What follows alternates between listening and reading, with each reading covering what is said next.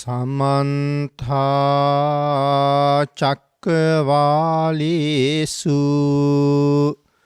अत्रा गच्छन्तु देवता सद्धम्मं मुनिराजस्स सुनन्तु सग्ग मोक्खदं ධම්මස්සවන කාලෝ අයං බදන්තා ධම්මස්සවන කාලෝ අයං බදන්තා ධම්මස්සවන කාලෝ අයං බදන්තා නමෝ තස්ස භගවතු අරහතු සබ්බ ධම්මේසු අප්පටිහත ඥානචාරස්ස දස බලධරස්ස චතු වේසාරජ්‍ය විසරදස්ස සබ්බ සත්තුත් තමස්ස ධම්මිස්සරස්ස ධම්මරාජස්ස ධම්මස්සාමිස්ස තථාගතස්ස සබ්බඤුනෝ සම්මා සම්බුද්දස්ස නමෝ තස්ස භගවතු අරහතු සබ්බ ධම්මේසු අප්පටිහත ඥානචාරස්ස දස බලධරස්ස චතු වේසාරජ්‍ය විසරදස්ස සබ්බ සත්තුත්තමස්ස ධම්මිස්සරස්ස ධම්මරාජස්ස ධම්මස්සාමිස්ස තථාගතස්ස සබ්බඤුනෝ සම්මා සම්බුද්දස්ස නමෝ තස්ස භගවතු අරහතු සබ්බ ධම්මේසු අප්පටිහත ඥානචාරස්ස දස බලධරස්ස චතු වේසාරජ්‍ය විසරදස්ස සබ්බ සත්තුත්තමස්ස ධම්මිස්සරස්ස ධම්මරාජස්ස ධම්මස්සාමිස්ස තථාගතස්ස සබ්බඤුනෝ සම්මා සම්බුද්දස්ස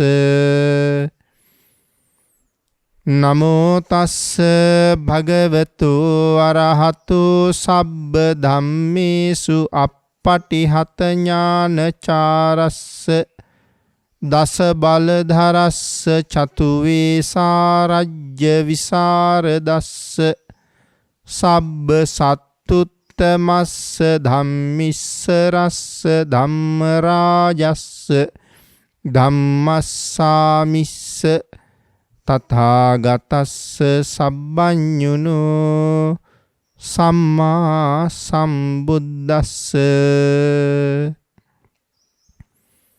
සද්ධර්ම ශ්‍රාවක කාරුණික ගුණගරුක බෞද්ධ පින්නතුනි බොහෝම ශ්‍රද්ධාවෙන් යුක්තව සියලු දෙනාම සූදානම් වෙන්නේ තිලෝගුරු ශාන්තිනායක සම්මා සම්බුදුරජාණන් වහන්සේ විසින් ලෝක සත්වයන් පිළිබඳව මහත් වූ දයාවෙන් කරුණාවෙන් මෛත්‍රියෙන් යුක්තව අවබෝධ කරගෙන දේශනා කොට වදාළ පරම ගම්බීර වූ ශ්‍රී සද්ධර්ම රත්නයෙන් බොහෝම පුංචි කොටසක් නමුත් දේශනා කරවගෙන ධර්ම ගෞරවය පෙරදරි කරගෙන දේශනාගත ධර්මයේ ශ්‍රවණය කරන්නත්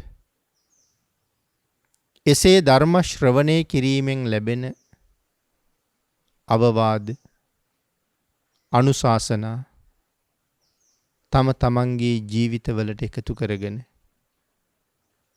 වඩාත් නිවැරදි මෙලව ජීවිතයක් සකස් කරගන්නත් නිවැරදි වුණ මෙලව ජීවිතයක් තුලින් සුගතිගාමී වූ පරලොව ආයිති භවයකින් සැනසෙන්නත් අවසානයේ ප්‍රාර්ථනා කරන බෝධියෙන් සැප සහිත ප්‍රතිපදාවෙන් ඊටම ඉක්මන් භවයක උතුම් චතුරාර්ය සත්‍ය ධර්මය අවබෝධ කරගෙන මේ සංසාරයෙන් එතර වීමේ බලාපොරොත්තුවත් ඇතුව ඒ උතුම් බලාපොරොත්තු උතුම් ප්‍රාර්ථනා එලෙසින්ම මුදුන්පත් කර ගැනීම සඳහා උතුම් වූ ධර්ම දානානිසංසයත් ධර්ම ශ්‍රවණානිසංසයත් මේ පින්නතුන් තම තමන්ගේ ජීවිත කාලය තුල මෙතෙක් සිදු කරගත්ත සියලු කුසල ධර්මයන්ගේ ආනුභාවයත් හේතු වේවා කියලා ප්‍රාර්ථනා කරමු. පින්නතුනි අද ධර්මදේශනාවේ මාතෘකාව හැටියට යොදා ගන්න කල්පනා කළේ බුදුන් සරණ යාම පිළිබඳව කරුණු කාරණා කීපයක් පැහැදිලි කරමින් පුණ්‍යාභිසන්ද කියන සූත්‍ර දේශනාවෙන් ධර්ම දේශනාව සිද්ධ කරන්න. අංගුත්තර නිකායේ අට්ඨක නිපාතයේ තමයි මේ සූත්‍රයේ සඳහන් වෙන්නේ. අපේ බුදුරජාණන් වහන්සේ මේ දේශනාව ආරම්භ කොට වදාලා අට්ඨිමේ භික්කවේ කුසලාභිසන්දා පුඤ්ඤාභිසන්දා සුකස්සාහාරා සෝ අග්ගිකා සුඛ විපාකා සග්ග සංවත්තනිකා ඉට්ඨාය කන්තාය මනාපාය මේ ආදි වශයෙන් මේ දේශනාව භාග්‍යතුන් වහන්සේ ආරම්භ කොට වදාළේ. අට්ඨිමේ භික්කවේ පුඤ්ඤාභිසන්දා කුසලාභිසන්දා. පින්නතේ මේ සන්ද කියන pāli වචනේ තේරුම ගලනවා කියනවා වගේ අර්ථයක්. අபிසන්ද. අභි කියන්නේ විශේෂණ පදයක් නේ. ඒතකොට විශේෂයෙන් ගලනවා. මොනවද? පුඤ්ඤාභිසන්දා. කුසල් ගලනවා. කුසලාභිසන්දා. කුසල් ගලනවා. පුඤ්ඤාභිසන්දා පින් ගලනවා. කුසලාභිසන්දා කුසල් ගලනවා. එතකොට පින් ගලනවා කුසල් ගලනවා කියලා කියහම මේ ಜಾති දෙකක්ද? නෑ පින්නතුනි. ත්‍රිපිටකයේ කොතනවත් පින සහ කුසලය කියන්නේ දෙකක් කියලා සඳහන් කරලා නැහැ. පින සහ කුසලය කියන්නේ එකක් කියලා කියන්න කරුණු ඕනතරම් මේ ත්‍රිපිටකයෙන් පෙන්වන්න පුළුවන්. එතකොට පුද්ගලයාගේ ජීවිතේට රෑදවල් දෙකේම මහගංගා ගලනවා වගේ පින් ගලනවා. එහෙම පින් ගලන ගංගාවල් 8ක් පුණ්‍යාභිසන්ද සූත්‍රයේ දේශනා කරනවා. අට්ඨිමේ භික්ඛවේ මහණෙනි පින් ගලන කුසල් ගලන කාරණා 8ක් තියෙනවා. පළවෙනි එක බුදුන් සරණ යාම. දෙවෙනි එක දහම් සරණ යාම. තුන්වෙනි එක සංඝුන් සරණ යාම. ඊතුරු පහ පන්සිල්. එතකොට දේශනාවේ සඳහන් කළා සුකස්සාහාරා සෝ අග්ගිකා. මේ කාරණා 8 යමෙකුගේ ජීවිතය තුළ තියෙනවා නම් යමෙක් මේ කරුණු අටින් පොහොසත් නම් සුකස්සාහාරා සැපගෙන දෙනවා. මේ කරුණු අටෙන් යුක්ත නම් සැපගෙන දෙනවා. සාමාන්‍ය සැපයක්ද නෑසෝ අග්ගිකා අග්‍ර වූ සැපයක් ලැබෙනවා. ඒ අග්‍ර වූ සැපයක් කියලා කියන්නේ ඒක කොයි තරම් අග්‍රද කියන කාරණාව පැහැදිලි කරන්න තේරෙන්නේ නෑ. එහි තියෙන අග්‍ර බව. එහෙම සඳහන් කළේ පින්නතුනි මේ ලෝකයේ අග්‍ර වූ දේවල් ලබන්න හුඟක් අමාරුයිනේ. අග්‍ර වූ දෙයක් ලබන්න හුඟක් අමාරුයි.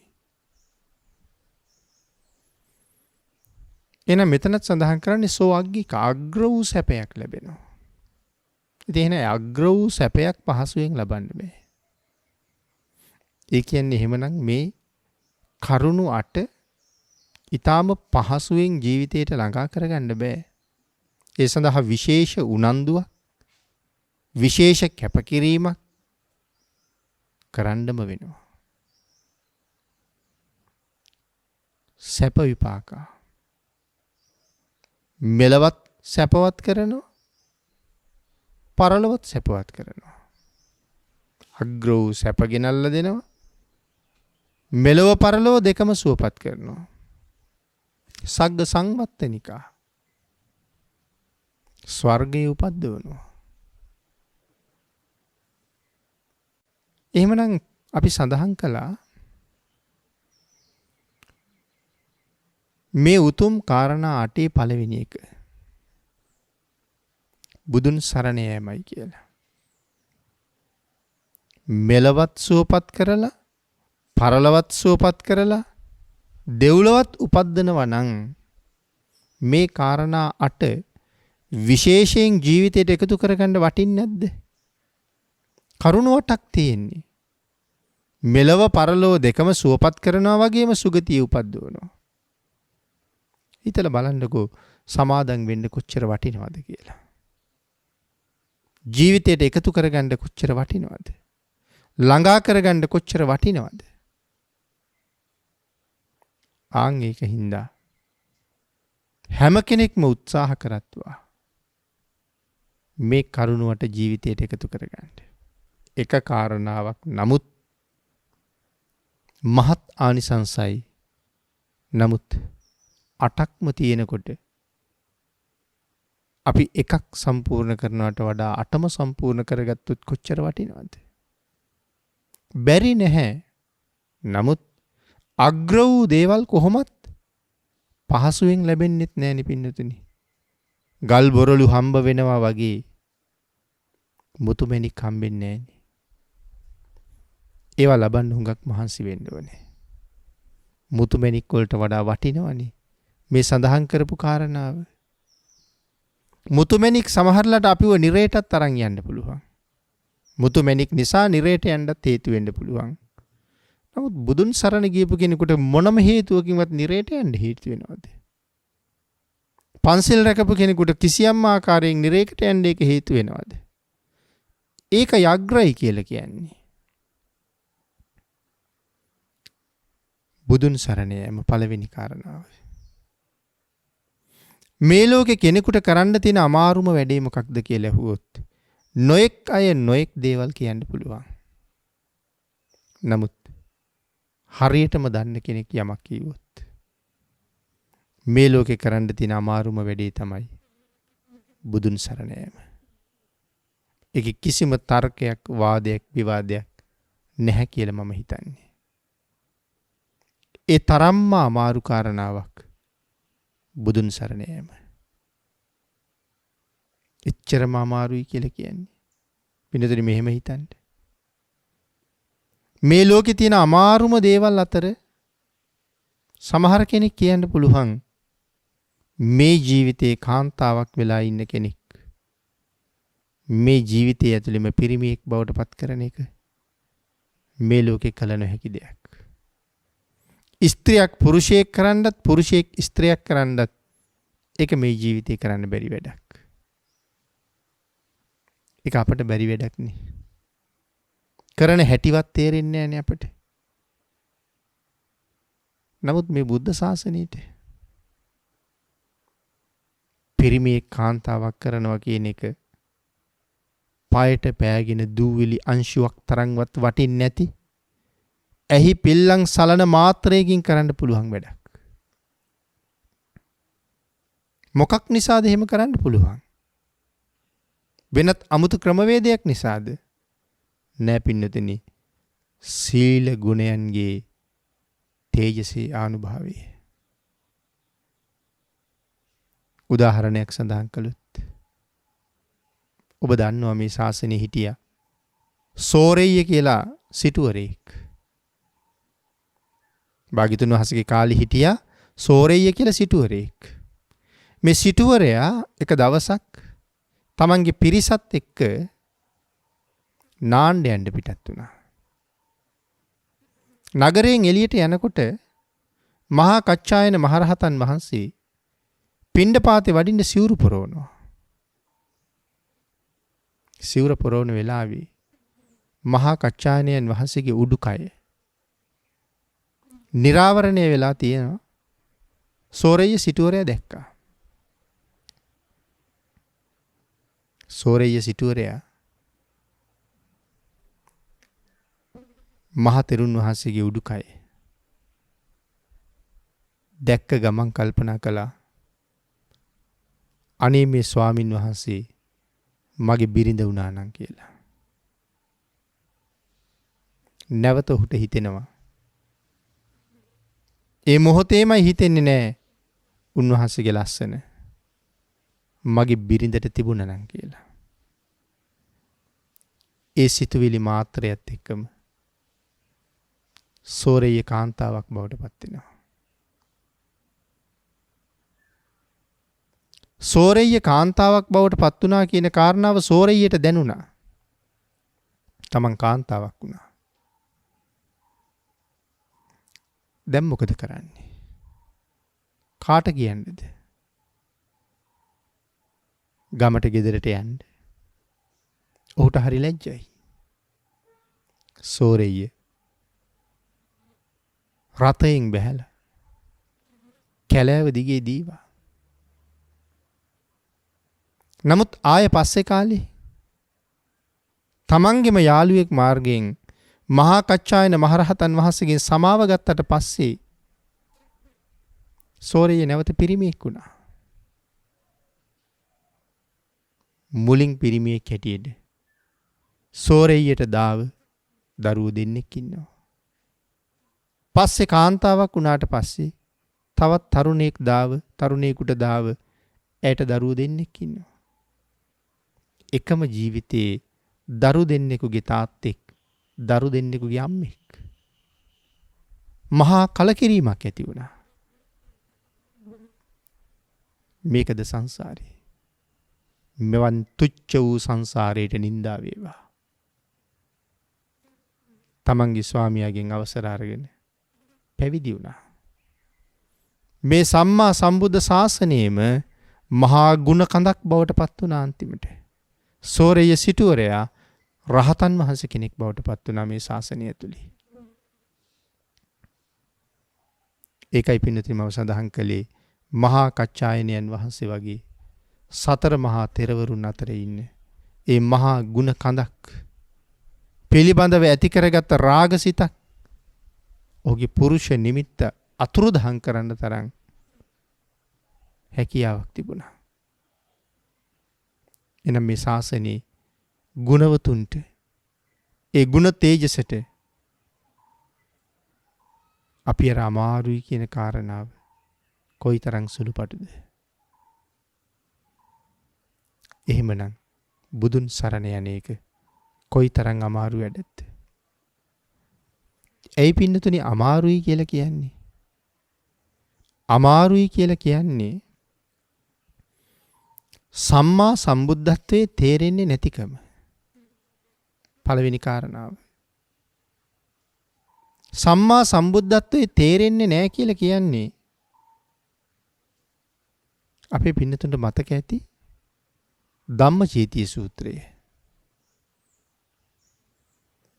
කොසල් මහරජුරුව බුදුරජාණන් වහන්සේ ළඟට ගිහිල්ලා දනින් වැටිලා භාග්‍යතුන් වහන්සේගේ ස්වර්ණ වර්ණ වූ ශ්‍රී පා ධාතුව මත තමන්ගේ අත් දෙක තියලා හාත්පස භාග්‍යතුන් වහන්සේගේ විලුඹ පැත්තේ ඉඳලා මුළු සිරිපා පතුලම සම්බාහනය කරනවා. සිරිපතුල සම්බාහනය කර කර නමත් කියනවා. ස්වාමීනි මම කොසල් රජු වෙමි. ස්වාමීනි මම කොසල් රජු වෙමි. ස්වාමීනි මම කොසල් රජු වෙමි කියලා. සිරිපතුල් සිඹ සිඹ සම්බාහනය කරලා වන්දනා කරලා නැගිටිනකොට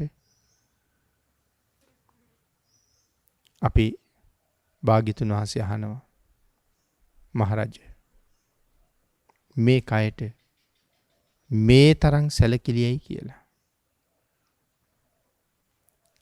ඒ වෙලාවේ කොසල් රජුරු සඳහන් කරනවා ස්වාමීනි ධර්මයේ තුලින් අහලා ධර්මයට අනුව හිතලා ස්වාමීනි මට මෙන්න මේ වාගේ ධර්මාන්වයක් තියෙනවා. මොන වාගේ ධර්මාන්වයක්ද? භාග්‍යතුන් වහන්සේ සම්මා සම්බුද්ධයි. ධර්මයේ ස්වාක්ඛාතයි. සංඝයා සුපටිපන්නයි.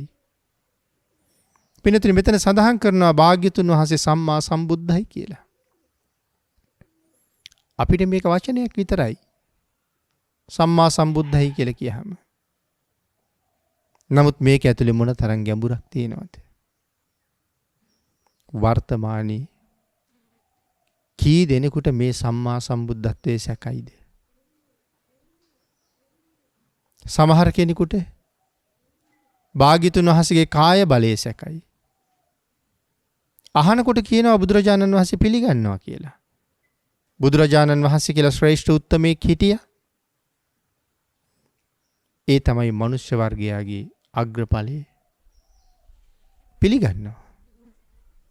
ඒ වුණාට ඒ සම්මා සම්බුද්ධත්වයට අනුව භාග්‍යතුන් වහන්සේගේ කාය ශක්තිය සැකයි.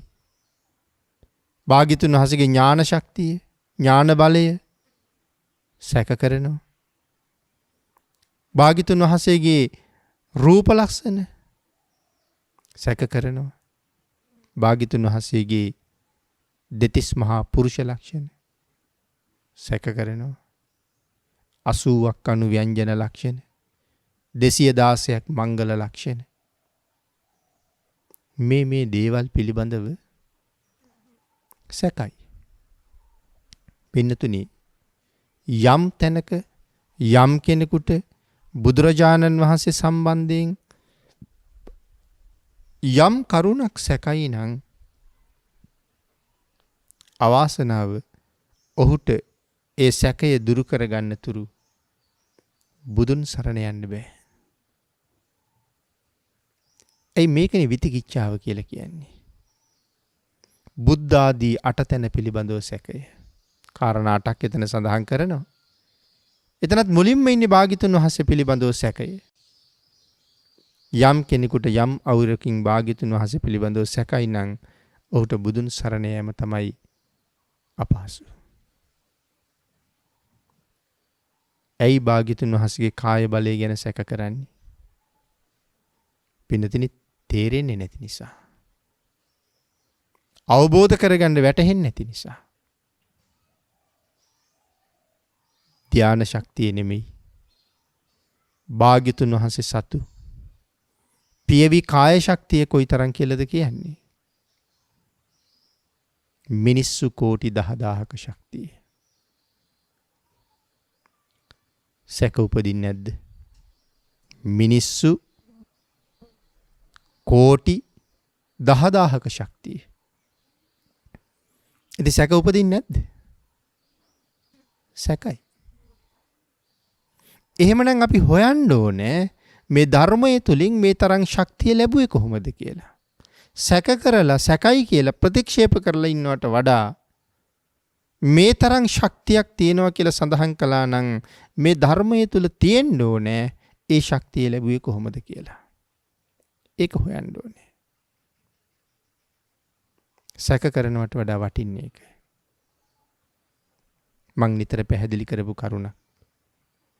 අපිට භාග්‍යතුන් වහන්සේගේ ශක්තිය කොහෙ තේරෙන්නේද? දුටුගැමුණු මහරජුරුවන්ගේ මහයෝධයාණන්ගේ ශක්තිය මිනිස්සු කෝටි 100කට වඩා වැඩි කියලා නිපින්නතිනි සඳහන් කරන්නේ. දුටුගැමුණු මහරජුරුවන්ගේ කණ්ඩුල නම් හස්තියා උපෝසත කුලයේ ඇතෙක් හැටියට තමයි සඳහන් කරලා තියෙන්නේ. සක්විති රජුන්ට ලැබෙන හස්ති රතන. දුටුගැමුණු මහරජුරුවන්ට එහෙම රතනයක් ලැබෙන්න ඇත්තේ සම්බුද්ධ ශාසනයේ සුරක්ෂිත බව ඇති කරන්න. නමුත් නන්දිමිත්‍ර යෝධයා මේ හස්තියාගේ දල මුලින් අල්ලලා බිම ඇන්න කියලා සඳහන් කරනවනේ. ඒකෙන් තමයි තීරණය කළේ මේ හස්තියාට වඩා මේ යෝධයා ශක්තිමත්. ඉතින් අපිට තේරෙන්නේ නැහැනේ මිනිස්සු කෝටි 100කට වඩා ශක්තිමත් කියහම කොයි තරම් ශක්තියක් තියෙන්නේ නැද්ද කියලා. මොකද මහා ඇඟක් තිබිච්ච කෙනෙක් නෙමෙයිනේ. සඳහන් කරන්නේ රාකල ගෙඩි 16ක් පොවාපු ඇතා නන්දිමිත්‍ර ඉස්සරහට දුවගෙන එනකොට ඇතාගේ දල දෙක නන්දිමිත්‍රගේ ඇඟට දෙපැත්තෙන් ගියා කියලා. නන්දිමිත්‍ර දල දෙකට මැදි වුණා කියලා. ඉතින් මැදි වෙනවත් එක තමයි ඔසවන්නේ. ඉතින් ඇතෙකුගේ දල දෙකක් ඒ තරම් ලොකු පරතරයක් නෑනේ. එතකොට ඒ පරතරය නන්දිමිත්‍ර මැදි කරගන්න තරම් නන්දිමිත්‍ර කුඩා ඉන්නේ. නමුත් කාය ශක්තිය. එහෙම ශක්තිවන්තයෝ හිටියා. ඉච්චරම නැති වුණාට බලදාසලා බීමසේනලා වාගේ අය මහා කාය ශක්තියක් තිබුණ අය. අපේ ශාසනයේ 80 මහා ශ්‍රාවකයන් වහන්සේලා ඔක්කොම වගේ අජානීය පුරුෂයි. ඇත්තු ගණනාවක ශක්තිය සමහර මහරහතන් වහන්සේලාට තිබිලා තියෙනවා. සංසාරේ කරගත්ත කුසල කර්මයන්ට අනුව. නන්දිමිත්‍ර යෝධයා මහරහතන් වහන්සේලාට දන් දීලා කාශ්‍යප බුදුරජාණන් වහන්සේට කිරිබත් පූජා කරලා දිය මුසු කරන්නේ නැති කිරෙන් පිසූ බත් පූජා කරලා ඊට අමතරව හැරමිටි වගේ දේවල් පූජා කරලා මේ ශක්තිය ලබන්න ඒක හේතුවක් වෙලා තියෙනවා. ශක්තිය ලැබෙන පින්කම්. ආහාර දන් දුන්නාම බලය ලැබෙනවා කියලා සඳහන් කළා යන අන්නදෝ බලදෝ හෝති. ඉතින් ඒ කොයි ප්‍රමාණයක්ද කියලා දන්නේ නැන්නේ. බලය ලැබෙනවා. ඉතින් ඒ වාගේ දන් දීලා කිරිබත් පූජා කරලා හැරමිටි පූජා කරලා ලබාගත්ත ශක්තියක්. ඒ සඳහා උපයෝගී වෙන තවත් පූජාවල් කරන්න නැති ඕන තරම්. මහ බෝසතාණන් වහන්සේ ගැන හිතහම මහා කල්ප අසංඛ්‍ය 20යි ලක්ෂ එකක් මේ සංසාරේ පාරමිතා පුරන කාලේ නීත විවරණයෙන් පස්සේ දාන පාරමිතාවේ හැටියට දුන්න දාන ප්‍රමාණය සීමා නැහෙනි.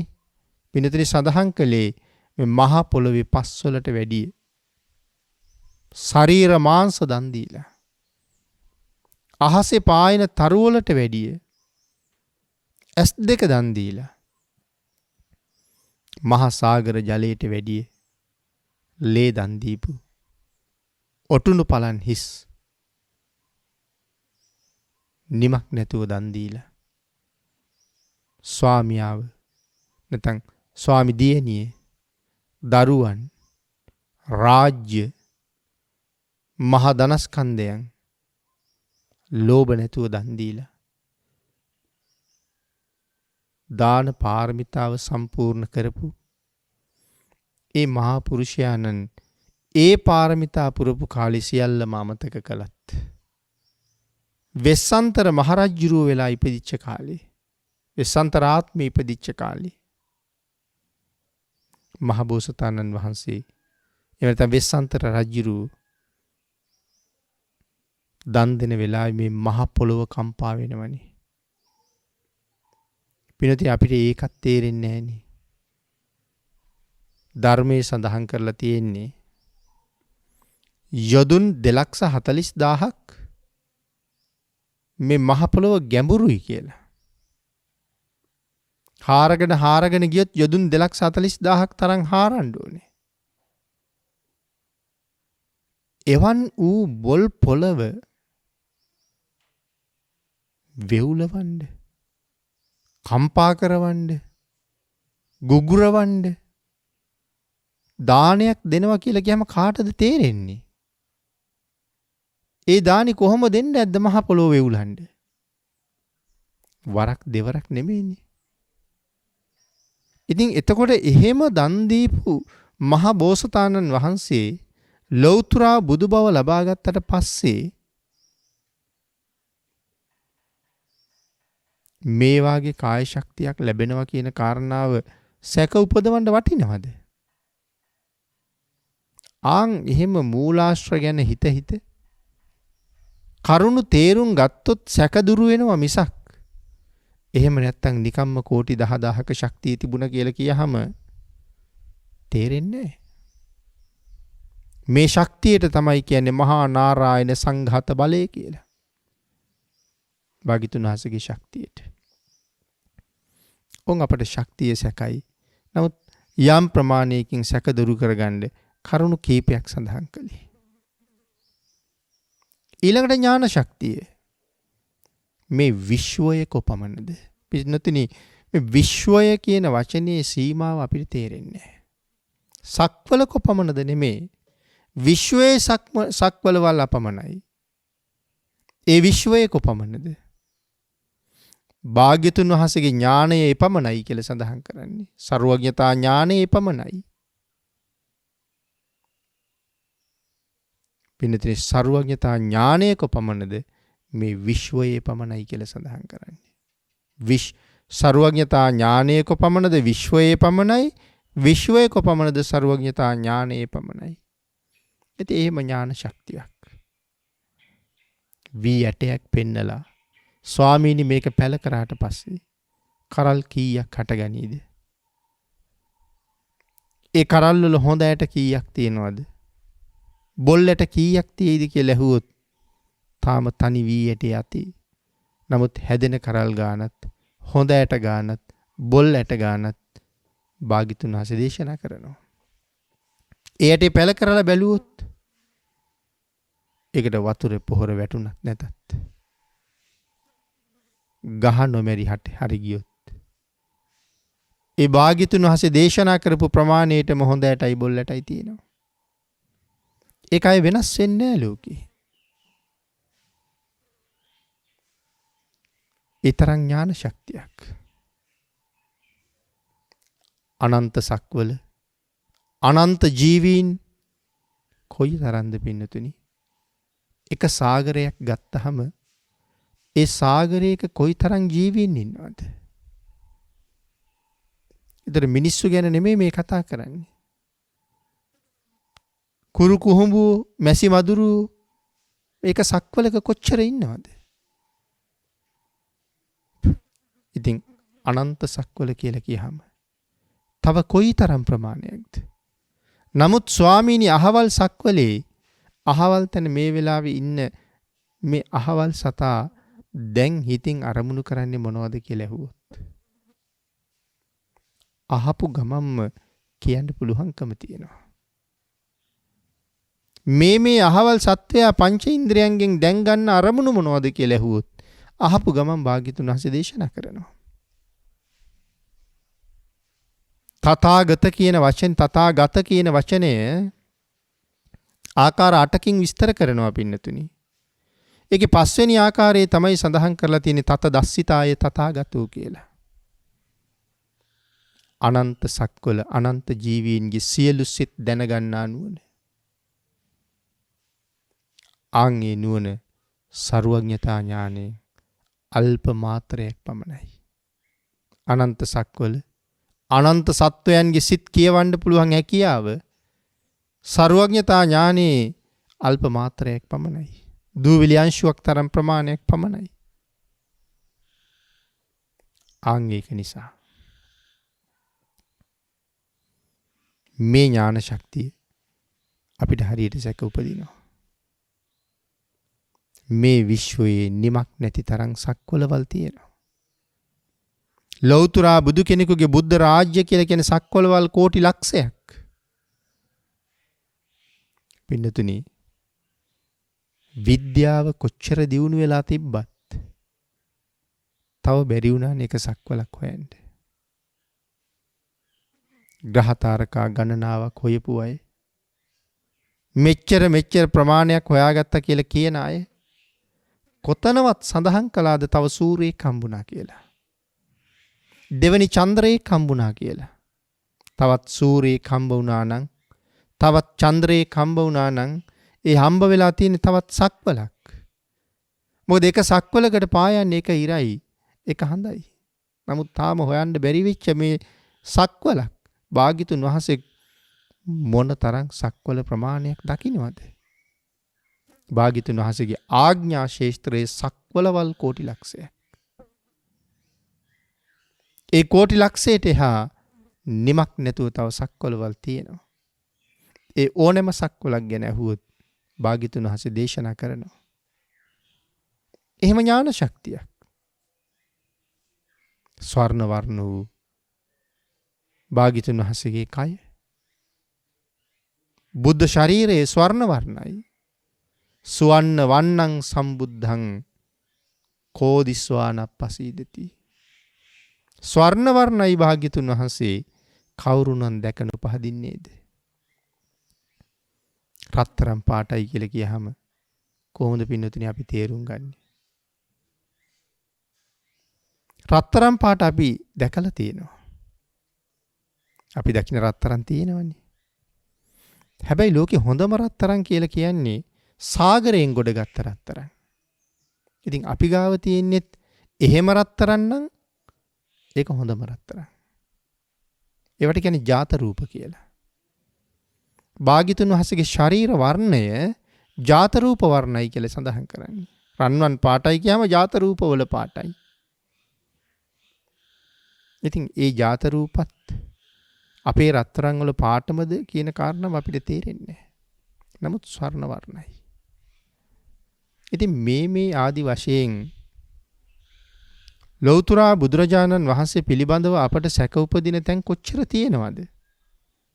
නමුත් මේ සැකය නැත්තටම නැති කරලා निराකරණය කරගත්ත දවසට තමයි අපිට බුදුන් සරණ යන්න පුළුවන් වෙන්නේ. හිතන්නකෝ. කොයිතරම් ගැඹුරු මාතෘකාවක්ද කියලා බුදුන් සරණ යනවා කියන එක.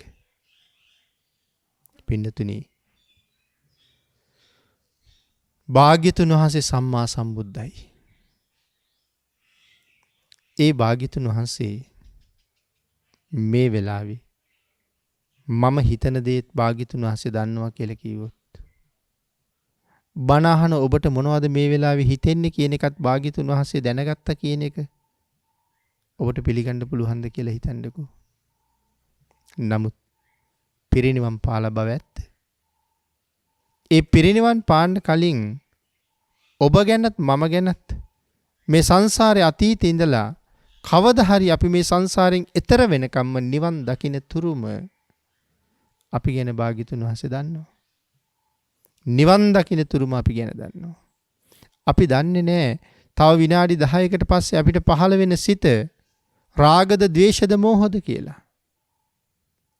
නමුත් බුදුරජාණන් වහන්සේ දන්නවා. තව විනාඩි 10කට කලින් මේ පුජ්‍යලයට පහළ වෙන්නේ රාගසිතක් නැත්නම් ද්වේෂසිතක් කියලා. අපිට පහළ වෙන හිත අපිවත් දන්නේ. නමුත් භාග්‍යතුන් වහන්සේ දන්නවා. භාග්‍යතුන් වහන්සේ සම්මා සම්බුද්ධයි. කෙනෙක් බුදුරජාණන් වහන්සේ ළඟට ගිහිල්ලා ශ්‍රද්ධාවෙන් වඳිනවා. කෙනෙක් පේන්න වඳිනවා. නමුත් දෙකම දන්නවා. මොහු වඳින්නේ ශ්‍රද්ධාව නිසායි. මොහු වඳින්නේ ඉන්න අයට පේන්නයි. මොහු බුදුගුණ කියන්නේ ශ්‍රද්ධාව නිසායි. මොහු කට ඇරලා හයියෙන් බුදුගුණ කියන්නේ අහල පහල ඉන්න අයට ඇහෙන්නයි. ශ්‍රද්ධාවටද ගුණ කියන්නේ. එහෙම නැත්තම් තමන් ගැන හුවා දක්වා ගැනීම සම්බන්ධයෙන් පෞකාර පහත් චේතනාවකින්ද මේ කියන්නේ. දෙකම භාග්‍යතුන් වහන්සේ දන්නවා. ආන් ඒක නිසා අපි හැම වෙලාවෙම හිතන්න ඕනේ මේ මොහොතෙත් බුදුරජාණන් වහන්සේ මාව දකිනවා. මේ මොහොතෙත් මාව දකිනවා නම් මගේ මේ මොහොතත් දැකලා තියෙනවා නම් පින්නතුනි මට රාගසිත, ද්වේෂසිත, මෝහසිත ඇති වෙනකොට මේ සියල්ල භාග්‍යතුන් වහන්සේ දන්නවා. එනම් පෞකාර සිතක් උපදිනකොට භාග්‍යතුන් වහන්සේ දන්නවා නම් දකිනවා නම් මං කොහොමද අකුසල් වල යෙදෙන්නේ? එහෙම හිතන්න ඕනේ. අතීතයේ අය අකුසල් කරන්න හුඟක් බය වුණේ ඒ වගේ. හොරෙන් කරන්න බෑ. කාට හොරෙන් කළත් දෙවියෝ දකිනවා. දෙවියෝ නොදැක්කත් රහතන් වහන්සේලා දකිනවා. ඒ දෙගොල්ලම නොදැක්කත් භාග්‍යතුන් වහන්සේ දකිනවා. ඒ නිසා පව් කරන්න හුඟක් බය වුණා. පව් කරන්න ලැජ්ජ වුණා. නමුත් එහෙම හැකියාවක් පිළිබඳව අපිට තේරෙන්නේ නැති නිසා අපි හරියට සැක කරනවා. මේ ආදී සැක නැති කරගත්ත දවසට අපිට බුදුන් සරණ යන්න පුළුවන්. විතිකිච්ඡාව නැති වෙන්නේ එතකොට. එතකොට බලන්න. ආර්ය මාර්ගයට එන්න මොන වීරියක් දරන්න ඕනේද? ඒකනේ සඳහන් කළේ නිවන සොයාගෙන යන මාවතේ අමාරුම කාර්ය සෝවාන් වීමයි. බුද්ධ ආදී අට තැන පිළිබඳව සැකයක් තියාගෙන අපි කොහොමද සෝවාන් වෙන්නේ? එහෙම වෙන්නේ නෑනේ. සක්කාය දිට්ඨි, විතිකිච්ඡා, සීලබ්බත පරාමාස මේ සංයෝජන නැති කරන්න ඕනේ. මෙතන තියෙනවා විතිකිච්ඡාව. එතකොට විතිකිච්ඡාව ඇතුලේ තියෙන්නේ බුද්ධ ආදී අට තැන පිළිබඳව සැකේ නැති වෙන්න ඕනේ කියන එක. එහෙනම් එතන තියෙනවා භාග්‍යතුන් වහන්සේ පිළිබඳව සැකේ නැති වෙන්න ඕනේ කියලා. බුදුන් සරණ යන ක්‍රම වෙනම හතරක් පෙන්නලා තියෙනවා. ආත්ම සන්නියාතන සරණාගමනේ, තත්පරායන සරණාගමනේ, ශිෂ්‍ය භාවෝපගමන සරණාගමනේ, පනිපාත සරණාගමනේ. ආත්ම සන්නියාතනයි කියලා කියන්නේ මගේ ආත්මයේ භාග්‍යතුන් වහන්සේට පූජා කරනවා කියන එකයි. පින්නතේ කොයිතරම් අමාරු ක්‍රමයක්ද? මගේ ආත්මය බුදුරජාණන් වහන්සේට පූජා කරාම මේ ආත්මය එතන ඉඳලා අයිති භාග්‍යතුන් වහන්සේට. මට අයිති තියෙන්නේ කවලපෝල අන්දලා පලන්දවන්න විතරයි. මගේ මුළු ජීවිත කාලෙම මට පවතින්න වෙන්නේ බුදු පියාණන් වහන්සේ කැමති විදිහට. පුළුවන් ද පැය 24ක්වත් භාග්‍යතුන් වහන්සේ කැමති විදිහට ඉන්න. හිතලා බලන්න. උත්සාහ කරන්න පුළුවන්ද කියලා. අපි කරන දේවල් කීයකට බුදුරජාණන් වහන්සේ අකමැතිද දවසේ? ඒතර පැය 24ක් ඉන්න පුළුවන්ද බලන්න. මේ ලෝකේ අපි වැඩියෙන්ම වැරදි කරන්නේ පින්නතින බුදුරජාණන් වහන්සේට. වැඩියෙන්ම වැරදි කරන්නේ බුදුරජාණන් වහන්සේට. ඒ කොහොමද? එපා කියපු දේවල් කීයක් කරනවද? එතකොට අපි කරන්නේ වැරදි නෙමේද? ආංගික නිසා හිතෙන්න ඕනේ. සමාව ඉල්ලන්න ගියාම හිතෙන්න ඕනේ විලිලැජ්ජ නැතුව ඊයේත් සමාව ඉල්ලලා අදත් ඉල්ල හැකිද කියලා. ඊයේ අදයි විතරක් නෙමෙයිනේ. දැන් මේක අවුරුදු ගාණක් ඉල්ලගෙන ඉන සමාවක්. ආත්ම ගාණක් ඉල්ලගෙන ඉන සමාවක්. අද නෙමේ පෙරත් සමාව දුන්නා. ඒත් තවත් සමාව ඉල්ලනවා. ආන් ඒක නිසා කරුණු කාරණා ගැඹුරින් හිත උත්සාහ කරන්න සරණ යන්න. ආන් ඒකයි මුලින්ම සඳහන් කළේ අමාරුම වැඩේ මේ කාර්යයයි කියලා. පින්නතුනි ආත්ම සන්නියාතන සරණාගමනේ මගේ ආත්මයේ භාග්‍යතුන් වහන්සේට පූජා කරනවා. දෙවැනි එක තත්පරායන සරණාගමනේ. මොකද්ද මේ තත්පරායන සරණාගමනේ කියලා කියන්නේ? ස්වාමීනි භාග්‍යතුන් වහන්සේ අද පටන් භාග්‍යතුන් වහන්සේ මගේ ශාස්ත්‍රු. ස්වාමීනි අද පටන් මම භාග්‍යතුන් වහන්සේ සරණ යනවා. අද පටන් ධර්ම රත්නේ සරණ යනවා. අද පටන් මම ආර්ය මහා සංඝ රත්නේ සරණ යනවා.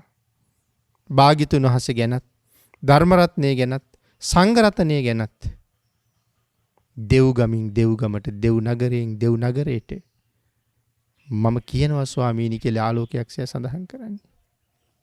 මේ දෙවනි ක්‍රමයෙන් ආලෝකයක්ෂය බුදුන් සරණ ගියා කියලා පැරණි පොත්වල සඳහන් කරන්නේ.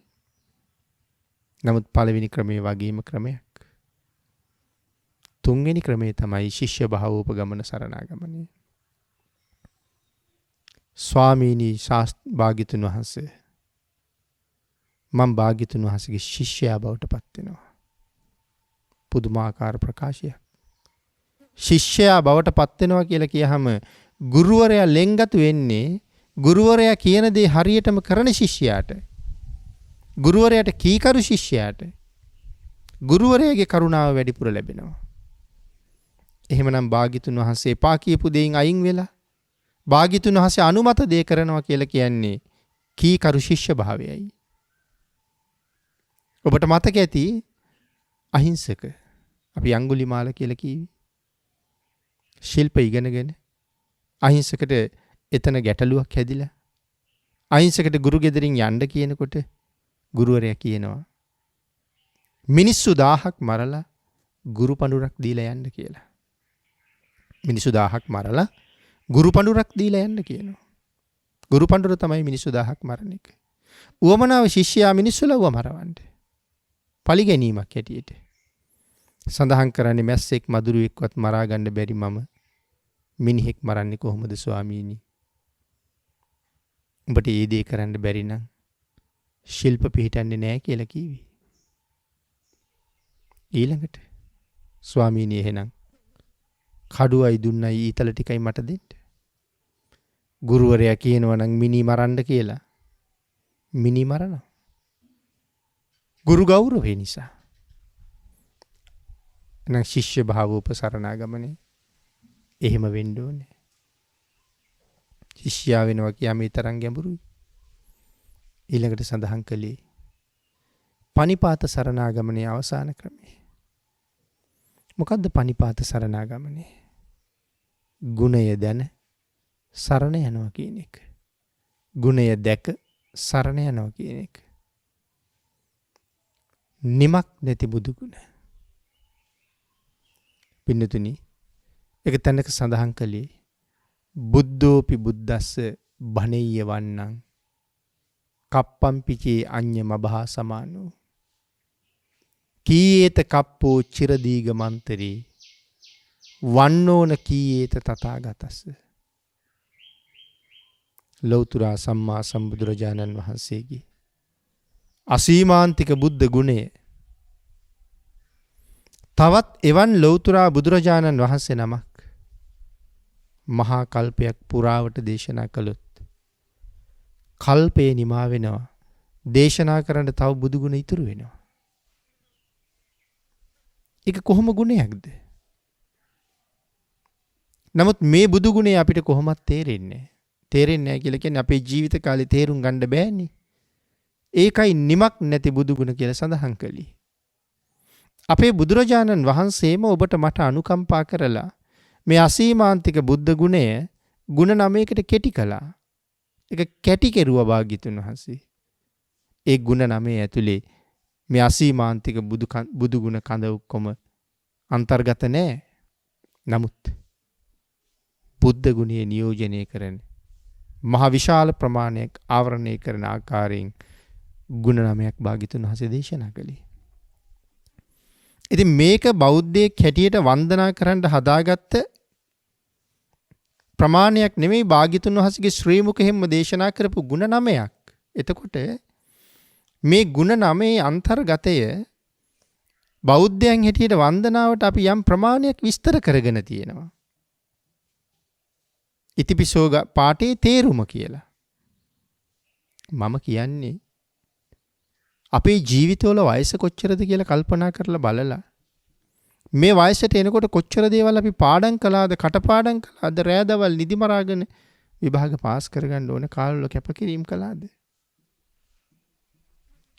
මං අහන්නේ එහෙම මහන්සි වෙලා වැඩ කරපු ඉගෙන ගත්ත අය මේ ಗುಣ නමේ තේරුම ඇහුවොත් දැනුත් කියන්න දන්නවද කියලා. එහෙම කියන්න දන්න කීයෙන් කී දෙනාද ඇත්තේ? සමහරලාට අපේ අම්මා කෙනෙක් තාත්තා කෙනෙක් මහලුකුවට ඉගෙනගෙන නැතත් බොහොම ලස්සනට බුදුගුණ නමේ සජ්ජායනා කරනවා තේරුමත් එක්ක. නමුත් හුඟක් දැන ඉගෙන ගත්ත අපි මේ පාටි තේරුම දන්නේ නැහැ. ඉතින් කොහොමද පින්නතුනි ගුණය දැන සරණ යනවා කියන තැනට යන්නේ එතකොට? කිසිම ගුණයක් දන්නේ නැතුව කොහොමද සරණ යන්නේ? ආන් ඒ වාගේ හරි සංකීර්ණ කාරණාවක්.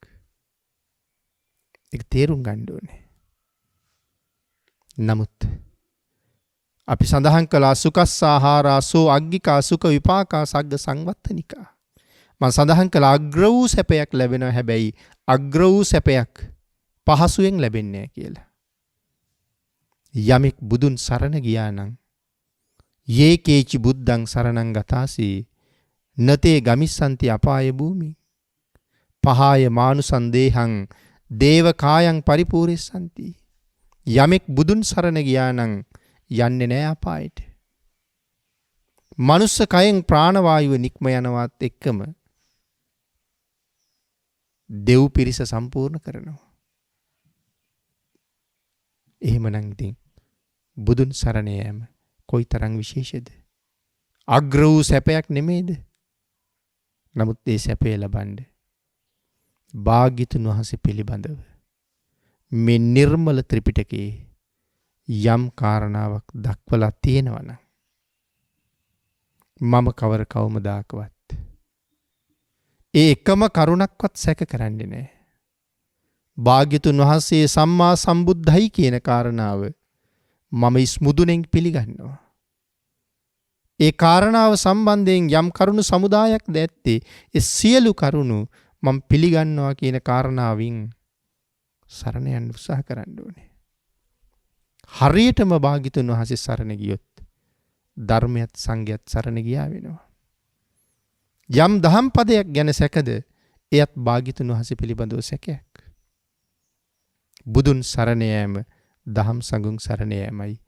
ඉතුරු පිංගලන කාරණා පහ පංචශීලයයි. පංචශීලයයි තිසරණයයි එකතු වුනහම කරුණු 8යි. අංගුත්තර නිකායේ අටක නිපාතේ පුණ්‍යාභිසන්ද සූත්‍රයේ සඳහන් කරන රෑ දවල් දෙකේම මහ ගඟක් ගලනවා වගේ ජීවිතේට පිං ගලන ගංගා 8 මේ තියෙන්නේ.